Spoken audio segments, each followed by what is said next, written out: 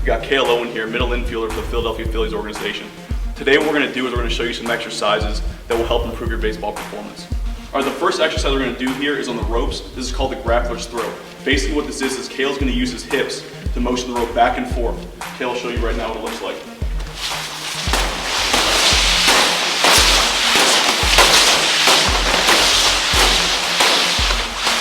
Firing them open and closed to make that rope move back and forth. That kind of simulates what a baseball swing will look like. Now what we're going to do right here is Kale's going to do a little bit of variation. He's going to kind of throw a hook motion in there. By throwing the hook motion in there, what he's trying to accomplish is by throwing a baseball, we pull our elbow through and come all the way down to the bottom. But what that does is it opens up our hips and gets more power. Essentially, using your hips is what makes you hit a ball harder and throw a ball faster. Kale will show you this right here.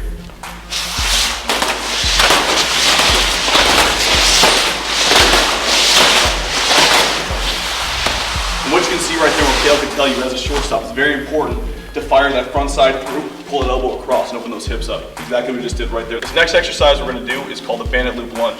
These are our Bandit loops right here. Essentially what Kale's going to do, he's going to step in and he's going to put his foot right inside this. He's going to drive his shoelaces down into the Bandit loop, take one step out like you just did. Now essentially what Kale's trying to do here is he's going to take his right leg and push it straight back. When he pushes it back, it's very important he keeps his shin vertical right here.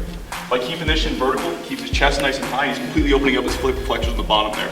This is very important for baseball players, not only for balance, but also because when we're playing baseball, especially for pitchers, when we come here and we get to the driving point, we want a nice long extension right here. This will keep us nice and flexible so we can come through and drive. Here, what we're going to do now is we have a second progression of this exercise. What he's going to do now is he's going to do the same Bandit loop lunge, except this time he's going to put his arms over his head. By doing this and having some weight over his head, it does a few things. It works on shoulder stabilization. It works on balance even further because now he's got a weighted object over his head that wants to pull him back. So he's working on shoulder stabilization, balance, and it's real nice here to keep his chest nice and high. And notice the whole time he's moving away from the weight, he moves right back underneath it.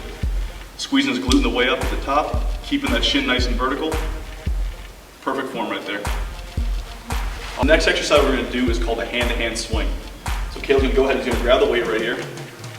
And essentially what he's going to do is he's going to use his hips to drive the weight up. We're trying to create weightlessness in this weight here. The way to do this is driving your hips through the weight and bring it straight up to the top here. Notice what Kale does, he lets go of the top and then he catches it on the way down. What that does is it helps him decelerate. When he decelerates, he's using his abs in the front to bring that down. He's also working on his shoulder muscles with deceleration motion, which also helps in baseball. Okay. The next thing we're doing here is something we kind of developed just so it can help the baseball player a little bit more. One thing that baseball players do, a lot of people don't realize, when you throw a baseball, you pronate your hand. When you're here, when you actually release the ball, your hand's going to pronate down. What Kale's going to do right here is he's going to do a hand-to-hand swing. When he releases the bell, he's going to pronate his hand each time in the deceleration aspect of it. You can see right here, Kale's decelerating at the bottom just like if he was throwing a baseball. He's also using his hips to drive the weight up, the weightlessness right there, which is great for baseball as well. We need nice strong hips to throw the ball and to hit the ball.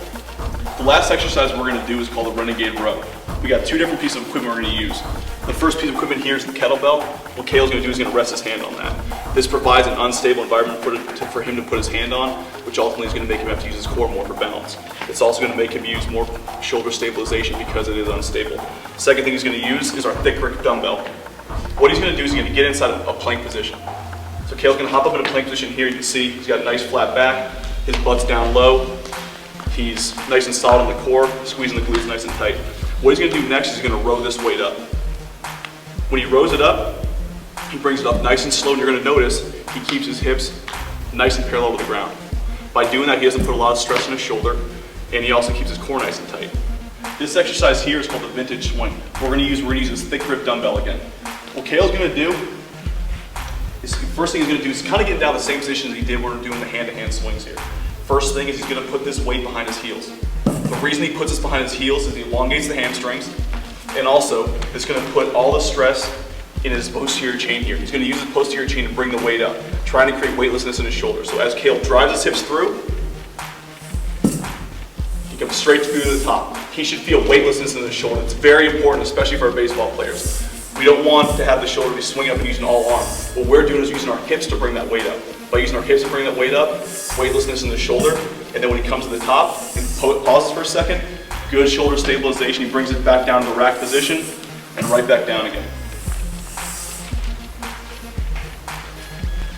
It's extremely important to make sure that you point the front end of whatever you're using down to the ground. It's very hard to go from this position right here. You don't engage your hips and you don't engage the posterior chain. So make sure you're pointing it down to the ground, swing it straight up. So the reason he's using this thick grip dumbbell here is because it requires real grip strength. It's going to build his wrist and his forearm, which is going to protect his elbow. We want healthy elbows for our baseball players. Finally, by doing this exercise, what I love so much about it is he's using his whole chain in his body. He's using everything from good shoulder stabilization to activating his lat, activating his core, using his glutes. He's got great balance in here. This does everything. Love this exercise for baseball players. So this is just a small part of what we do here at the Art of Strength Training Center in Clearwater, Florida to train our baseball players. I'm Jimmy Myers and this is Cale Owen. Thanks for stopping by.